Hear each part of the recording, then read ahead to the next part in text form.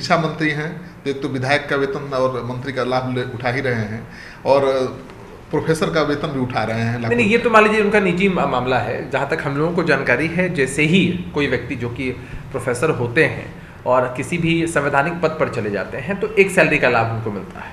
अब क्या उनका मामला है नहीं मामला है वो तो जांच अनुसंधान का विषय है। दोनों जगह से वेतन उठा रहे हैं। ये बात तो उचित नहीं है। लेकिन नीतीश कुमार जी ने साफ तौर पर कई तो कहा नहीं है, लेकिन आप बताइए आप लोग क्या चाहते हैं? अच्छा, एक बात बताइए, जैसे आप अगर मुझसे पूछेंगे तो उसके दो अर्थ होंगे। अगर आप मुझसे पूछें व्यक्तिगत और निजी तौर पर, पार्टी के तौर पर, पार्टी के कार्यकर्ता क्या चाहते हैं? मैं साफ तौर पर बताता हूँ। देखिए, पार्टी के किसी भी कार्यकर्ता से अगर आप निजी तौर पर पूछ रहे होंगे तो हर पार्टी का कार्यकर्ता यही चाहता है कि उनके नेता सर्वोच्च पद तक जाए।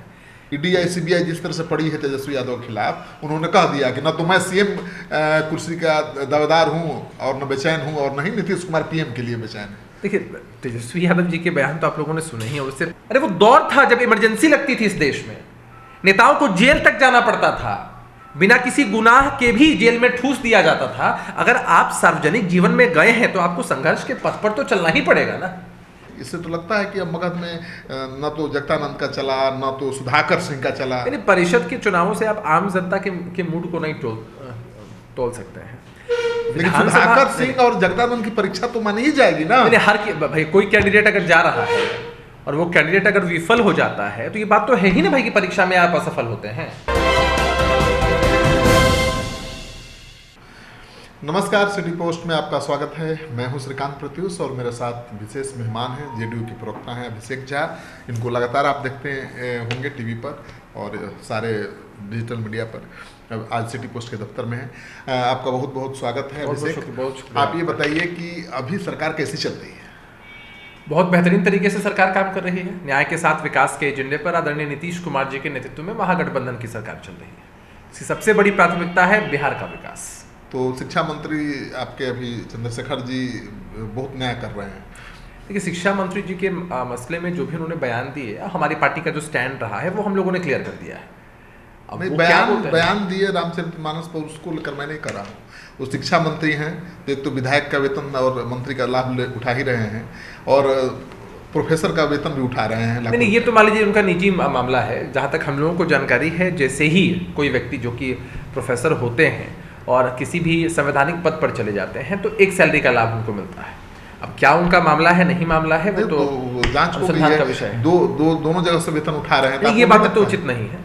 ये बहुत संवैधानिक सी चीज है कि आप एक बार जब पद पर चले जाते हैं तो एक एकल पद का ही लाभ लेते हैं। और उस कॉलेज में एक दिन भी नहीं गए, 15 साल से वेतन ले रहे हैं। तो अनुसंधान, जैसे आपने ये बातें कही या अभी मीडिया के माध्यम से ये चीजें आई, तो ऐसी चीजों का समर्थन तो हम लोग नहीं करते हैं।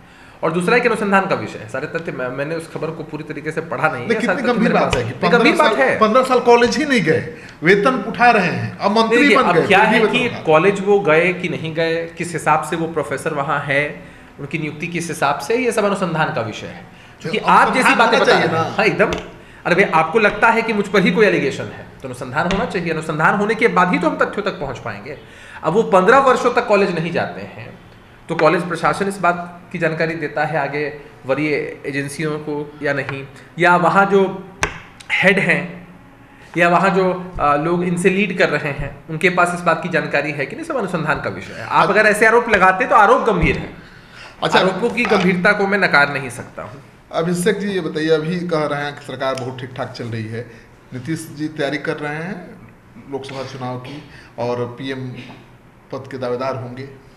लेकिन नीतीश कुमार जी ने साफ तौर पर कई तो कहा नहीं है, लेकिन आप बताइए आप लोग क्या चाहते हैं? अच्छा, एक बात बताइए, जैसे आप अगर मुझसे पूछेंगे तो उसके दो अर्थ होंगे। अगर आप मुझसे पूछें व्यक्तिगत और निजी तौर पर, पार्टी के तौर पर, पार्टी के कार्यकर्ता क्या चाहते हैं? मैं साफ तौर पर बताता हूँ। देखिए, पार्टी के किसी भी कार्यकर्ता से अगर आप निजी तौर पर पूछ रहे होंगे तो हर पार्टी का कार्यकर्ता यही चाहता है कि उनके नेता सर्वोच्च पद तक जाए। अगर आप मुझसे भी निजी तौर पर पूछेंगे तो मेरी भी इच्छा होगी कि हमारे नेता हैं नीतीश कुमार जी, हर क्षमता है उनके अंदर, उनको सर्वोच्च पद तक जाना चाहिए। लेकिन अगर आप पार्टी स्टैंड मुझसे पूछेंगे एक प्रवक्ता के नाते कि पार्टी का स्टैंड क्या है, पार्टी की लाइन क्या है, तो मैं साफ गोई से आपको बता दूं कि पार्टी की तरफ से ऐसा है कि नीतीश कुमार जी प्रधानमंत्री पद के दावेदार नहीं है। उनकी प्राथमिकता है विपक्ष के सभी दलों को एकजुट करना, लामबंद करना, ये सुनिश्चित करना और बिहार को ठीक से चलाना। नहीं, बिहार तो ठीक से चल ही रहा है और चलाना भी है, आगे भी लेकर चलना है बिहार को। यहाँ मसला ये है ना कि देश के स्तर पर नीतीश कुमार जी की इच्छा है कि कैसे सभी विपक्षी दलों को एकजुट करके आगे बढ़ा जाए। आरजेडी की तरफ से जो पहले दबाव था कि भाई आप राष्ट्रीय राजनीति में जाइए, सीएम की कुर्सी छोड़िए, कोई दबाव नहीं, अब तो नहीं है, अब तो नहीं है। ईडी सीबीआई जिस तरह से पड़ी है तेजस्वी यादव के खिलाफ, उन्होंने कह दिया कि न तो मैं सीएम कुर्सी का दावेदार हूँ और न बेचैन हूँ, और नहीं नीतीश कुमार पीएम के लिए बेचैन है। देखिए, तेजस्वी यादव जी के बयान तो आप लोगों ने सुने ही, और उससे पहले भी ऐसा कोई मसला नहीं था कि तेजस्वी यादव जी में बड़ी बेचैनी है कि उनको सीएम बनना है। उनके पार्टी के लोगों में बेचैनी थी। अच्छा, फिर वही बात हो गई। आप अगर पार्टी के लोगों की बात करते हैं तो पार्टी के इंडिविजुअल लोगों की अगर आप महत्वाकांक्षा जानना चाहेंगे तो निश्चित रूप से वो चाहेंगे। मैं अगर आपके ऑफिस में किसी से पूछूं, हर कोई अगर आपको लीडर मानते हैं यहाँ पर, मतलब आपके छाया में काम कर रहे हैं, हर कोई चाहेंगे कि आपका ग्रोथ हो। आपका ग्रोथ होगा तो सबका ग्रोथ होगा, पार्टी का ग्रोथ होगा।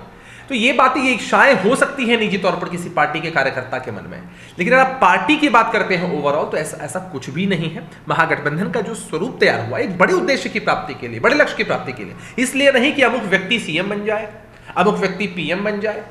हम देश के विषय में चिंतित रहते हैं, हम प्रदेश के विषय में चिंतित रहते हैं। और ईडी सीबीआई का जिक्र आपने किया, देश देख रहा है। इससे कितना अनकंफर्टेबल फील करता है लोग, पार्टी के लोग, पार्टी करता, उसका नेता रोज उससे ईडी और सीबीआई पूछताछ कर रही है, रोज कोर्ट का चक्कर लगा रहा है। आपने तो लंबे समय से पत्रकारिता को देखा है, कवर भी किया है। कार्यकर्ताओं का मनोबल जरा भी नहीं गिरता है, वो दृढ़ होते हैं। अरे वो दौर था जब इमरजेंसी लगती थी इस देश में, नेताओं को जेल तक जाना पड़ता था, बिना किसी गुनाह के भी जेल में ठूस दिया जाता था। अगर आप सार्वजनिक जीवन में गए हैं तो आपको संघर्ष के पथ पर तो चलना ही पड़ेगा ना। आप संघर्ष के पथ पर न चले तब आप कैसे नेता बनेंगे, आप कैसे लोगों का दुख दर्द समझेंगे। तो संघर्ष के पथ पर चलने के लिए किसी के मन में कोई चिंता नहीं है। कार्यकर्ताओं का मनोबल और बढ़ता है, वो दृढ़ होते हैं, वो कहते हैं संघर्ष बढ़ा है, संघर्ष बढ़ने दीजिए। और आप बीच चुनाव के नतीजे आए हैं 5 विधान परिषद के चुनाव के, उसमें तो अब परिषद में बीजेपी बन गई बड़ी पार्टी, जेडीयू से बड़ी पार्टी। देखिए, इससे पहले जेडीयू सबसे बड़ी पार्टी थी, बिल्कुल। और जब चुनाव के नतीजे चले आते हैं तो हम जनादेश का, जिन लोगों ने वोट दिया है, उनका सम्मान करते हैं। और ये आंकड़ों का खेल तो चलता रहता है। कभी हम बड़े थे, मान लीजिए उनकी सीटें अधिक आ चुकी हैं, आने वाले समय में फिर चुनाव होने वाले हैं, हम मजबूती के साथ चुनाव लड़ेंगे। और आज भी अगर आप, अब जेडीयू बीजेपी को कंपेयर कर रहे हैं, लेकिन आप गठबंधन वाइज अगर कंपेयर करें तो आज भी महागठबंधन का रिप्रेजेंटेशन ज्यादा है परिषद। लेकिन पहली बात समझिए कि मगध में पिछले विधानसभा चुनाव के रिजल्ट को देख लें आप, तो मगध में महागठबंधन मजबूत था, बीजेपी कमजोर हुई थी। लेकिन अब इस चुनाव से, जहां जगदानंद के बेटा हारे हैं चुनाव गया से, इससे तो लगता है कि अब मगध में न तो जगदानंद का चला, न तो सुधाकर सिंह का चला। यानी परिषद के चुनावों से आप आम जनता के मूड को नहीं तोल सकते हैं। लेकिन सुधाकर सिंह और जगदानंद की परीक्षा तो मानी ही जाएगी ना। हर भाई कोई कैंडिडेट अगर जा रहा है और वो कैंडिडेट अगर विफल हो जाता है तो ये बात तो है ही ना भाई कि परीक्षा में आप असफल होते हैं। हम जनादेश का सम्मान करते हैं, हार की समीक्षा की जाएगी हर एक सीट पर, और उसके बाद हम आगे बढ़ेंगे। लेकिन सुधाकर सिंह जिस तरह से नीतीश कुमार के खिलाफ मोर्चा खोले हुए थे, एक बड़ा नेता बनकर उभरे थे, लेकिन अपने भाई को जिता नहीं पाए, एड़ी चुट्टी का जोर लगाए हुए थे। अरे भाई, जो भी चीजें हैं वो सामने हैं। हमारे नेता के विरोध में बोलते थे और हम लोगों की कितनी कड़ी आपत्ति होती थी, वो भी मीडिया के माध्यम से आप लोगों के सामने है। तो ये चीजें चलती हैं। कुछ लोग अपनी टीआरपी के लिए, सस्ती लोकप्रियता के लिए ओछी राजनीति को करते हैं, धरातल पर अपनी जो उनका स्टैंड है उसको पहचान नहीं पाते हैं। हालांकि उनको सबक लेना चाहिए कि नहीं इस हार से। लेकिन हम सुधाकर सिंह जी की हार इसको क्यों मानेंगे? हम इसको महागठबंधन की हार मानते हैं ना। कोई कितना भी कह ले, वो महागठबंधन समर्थित राष्ट्रीय जनता दल के उम्मीदवार थे। अगर जीत कहीं होती है जदयू प्रत्याशियों की तो महागठबंधन की जीत है, हार कहीं होगी जेडीयू ने तो अपनी सीट बचा ली, अपनी बचा ली। हम गठबंधन के साथ, देखिए हमारा स्टाइल, हमारे नेता का जो काम करने का तरीका है वो एकदम साफ होता है। हम गठबंधन में होते हैं तो पूरी ईमानदारी के साथ गठबंधन। अब आप कहना चाहेंगे सुधाकर सिंह को नसीहत या चेतावनी देना चाहेंगे, ज्यादा विरोध न करें? नहीं, सुधाकर सिंह जी को जो नसीहत देनी थी, जो चेतावनी देनी थी, जो बातें कहनी थी, वो हम लोगों ने मुखर होकर उनको साफ तौर पर कह दी हैं। उनकी पार्टी का मसला है कि उनकी पार्टी उन पर आने वाले समय में क्या कार्रवाई करती है, नहीं करती है, समझाती नहीं समझाती। तो सुधाकर सिंह जी को अभी भी उम्मीद है क्या कार्रवाई होगी। राष्ट्रीय जनता दल के द्वारा ये कहा गया कि अब्दुल बारी सिद्दीकी साहब से चेयरमैन है, उनके यहाँ नोटिस भी गया था, 15 दिन का जवाब भी दिया। जवाब देने के बाद अनुशासन समिति में मामला गया है, उसके अध्यक्ष अब्दुल बारी सिद्दीकी साहब हैं। क्या फैसला लेंगे, कितना समय लग रहा है, क्यों लग रहा है, आरजेडी के लोग बता सकते हैं। हम लोगों ने अपनी कड़ी आपत्ति पहले ही दर्ज कर दी है और पॉलिटिक्स में, सार्वजनिक जीवन में कोई टाइम फ्रेम नहीं होता है कि इतने ही टाइम में वो कार्रवाई करें। सालों साल चलता है। अब सालों साल की बात मैं क्यों कहूँ, हम तो ऐसा मानते हैं कि राष्ट्रीय जनता दल के लोग इस चीज़ की गंभीरता को समझते हुए अविलंब कार्रवाई करें। आपको नहीं लगता है कि जांच होने के बाद, जांच हो रही है ठीक है, उन्होंने जवाब दे दिया पार्टी को, जांच हो रही है, फिर भी वो बगावती तेवर अपनाए हुए हैं, नीतीश कुमार पर अभी भी निशाना साध रहे हैं? नहीं, तो ये राष्ट्रीय जनता दल के लोगों को देखना है ना, चिंता आपकी बढ़नी चाहिए। नहीं, हमारी चिंता क्या, हम लोगों ने अपनी चिंता, अपनी चेतावनी, अपना विरोध कड़े स्वर में जाहिर कर दिया। लेकिन आरजेडी गठबंधन के अंदर रहना है। अब ये राष्ट्रीय जनता दल के लोग बताएंगे ना, लेकिन बेपरवाह है ना, वो कार्रवाई करने को तैयार नहीं। वो अपने स्टेप्स उठा रहे, मेजर्स उठा रहे, नतीजे कब आते कैसे आते। आपकी नाराजगी से आरजेडी बेपरवाह है, यही संदेश नहीं भाई, अगर हमारी नाराजगी से वो बेपरवाह होते तो शायद नोटिस भी नहीं देते, जवाब भी नहीं लेते, आगे की कार्रवाई के बारे में कहते भी नहीं। आप उनसे आके पूछिए कि आप कार्रवाई नहीं करेंगे, वो कह देंगे हाँ कार्रवाई नहीं करेंगे, ऐसा तो है नहीं। क्या आप जाकर सवाल पूछ सकते हैं, करेंगे नहीं, कब करेंगे वो बताएंगे, क्यों नहीं करेंगे, ऐसा थोड़ी है।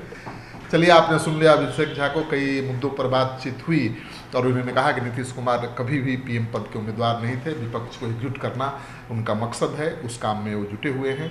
और एक बात तो साफ ही हो गई है कि मुख्यमंत्री नीतीश कुमार ही बिहार को चलाते रहेंगे। अभी 2025 में भी बहुत समय है और नीतीश कुमार के नेतृत्व में बिहार आगे बढ़ा है, इस बात से कोई इनकार भी नहीं कर सकता है। लेकिन 2025 में क्या समीकरण बनेगा, किस तरह से राजनीति करवट लेगी, ये कह पाना बड़ा मुश्किल है। इंतजार करिए, लोकसभा चुनाव के बाद बहुत कुछ खुल जाएगा।